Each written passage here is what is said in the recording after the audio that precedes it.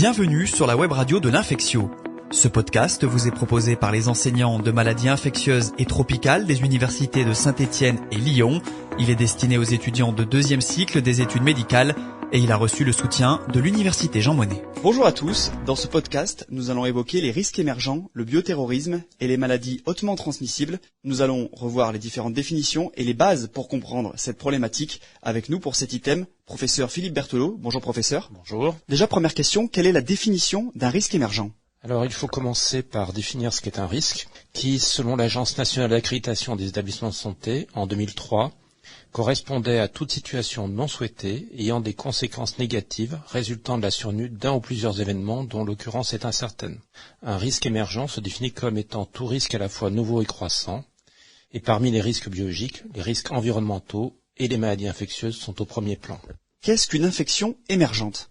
Alors, une infection émergente est définie comme une infection dont l'incidence, c'est-à-dire dont le nombre de nouveaux cas chez les humains, a augmenté au cours des 2 dernières décennies, ou dont le risque d'augmentation de l'incidence est vraisemblable dans un futur proche. Il est à noter que la plupart de ces infections proviennent du monde animal. Ainsi, la veille épidémiologique internationale, à la recherche de signaux émergents et à la surveillance syndromique dans les services d'urgence est indispensable.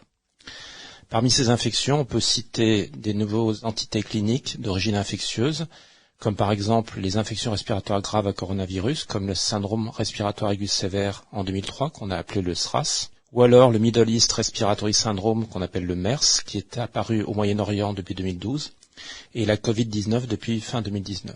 Il peut également s'agir d'une maladie infectieuse connue, mais dont l'incidence augmente, ou dont les caractéristiques cliniques se modifient dans un espace ou dans un groupe de population donné, comme par exemple le West Nile virus et le chikungunya, qui touchent de plus en plus de pays. Cela peut être également le cas des agents infectieux ayant une sensibilité modifiée aux anti-infectieux, comme les bactéries hautement résistantes aux antibiotiques émergentes ou des modifications antigéniques pouvant amener une moindre efficacité des vaccins ou une modification de la pathogénie du fait de nouveaux mécanismes. Il peut s'agir aussi, dans une optique d'anticipation, d'une maladie identifiée dont les conditions d'expansion sont réunies, par exemple le moustique Aedes albopictus, qui est le vecteur qui pourrait notamment propager la dengue dans le sud de la France.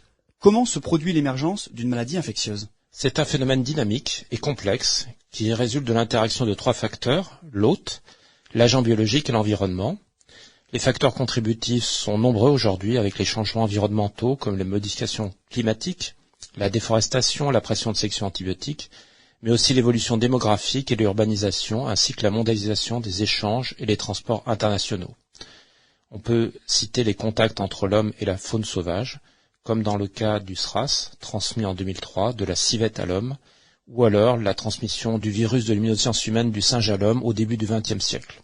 Les modifications économiques et sociales qui désorganisent les systèmes de soins peuvent également jouer un rôle dans le développement de ces phénomènes, ainsi que certaines pratiques médicales de masse, comme la transmission à grande échelle du virus de l'hépatite C en Égypte, lors de campagnes de traitement parentéral anti-bilharziose. Et combien de maladies infectieuses ont émergé au cours des 50 dernières années ? Alors au total, c'est près de 180 agents infectieux, dont les 2 tiers sont d'origine animale, ce qu'on appelle des zoonoses.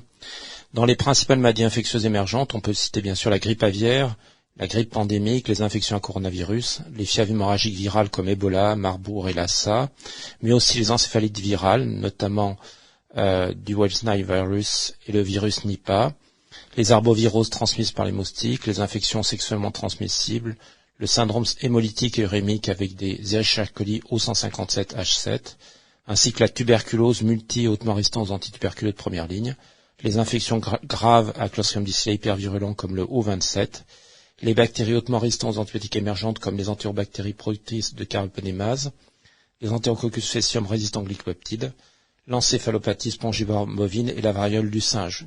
Comme vous le voyez, la liste est longue. Et qu'est-ce qu'une maladie hautement transmissible ? Alors cette maladie, elle est caractérisée par une transmission interhumaine, une létalité potentielle, une contagiosité élevée, un traitement inexistant ou d'efficacité incertaine et une absence de vaccin. Ces caractéristiques font peser le risque de diffusion communautaire et ou nosocomiale qui nécessite la mise en place de mesures de contrôle spécifiques. Parmi ces infections hautement transmissibles, on peut citer les fièvres hémorragiques virales, les infections émergentes graves à coronavirus, la tuberculose hyperrésistante aux antibiotiques, les souches émergentes de grippe, la variole et apparentée type monkeypox et la peste dans sa forme pulmonaire. Et est-ce que ces agents infectieux peuvent être utilisés dans le cadre du bioterrorisme? Effectivement, certains agents infectieux peuvent être utilisés dans le cadre du bioterrorisme. Celui-ci se définit comme l'utilisation ou la menace d'utilisation d'agents biologiques comme une arme en vue d'induire une maladie ou la mort chez les hommes, les animaux et ou les plantes. Sous le terme agent biologique, on regroupe les agents infectieux naturels, type bactéries, virus, parasites, champignons, ainsi que les toxines qu'ils produisent, mais aussi des agents infectieux génétiquement modifiés.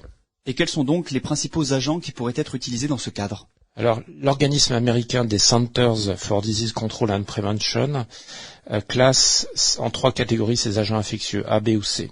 Par exemple, dans la catégorie A, on retrouve Bacillus anthracis responsable de l'anthrax, le virus de la variole et des toxines de Clostridium botulinum. Dans la catégorie B, on peut trouver des agents infectieux comme les Brucella, des toxines de Clostridium perfringens ou de staphylocoque, ou des pathogènes transmis par l'eau et les aliments type salmonelle ou shigelle. Il faut savoir que certains agents infectieux peuvent être dispersés sous forme d'aérosols, avec un risque de contamination par voie respiratoire, mais d'autres voies de contamination sont possibles comme la voie digestive et percutanée. En France, c'est la mission nationale COREB, c'est-à-dire Coordination opérationnelle risque épidémique et biologique, qui a élaboré des procédures de prise en charge des principales maladies hautement transmissibles. Merci beaucoup, professeur Philippe Berthelot. Ce podcast est un complément à l'ouvrage de référence du Collège des enseignants de maladies infectieuses et tropicales, le PI étudiant.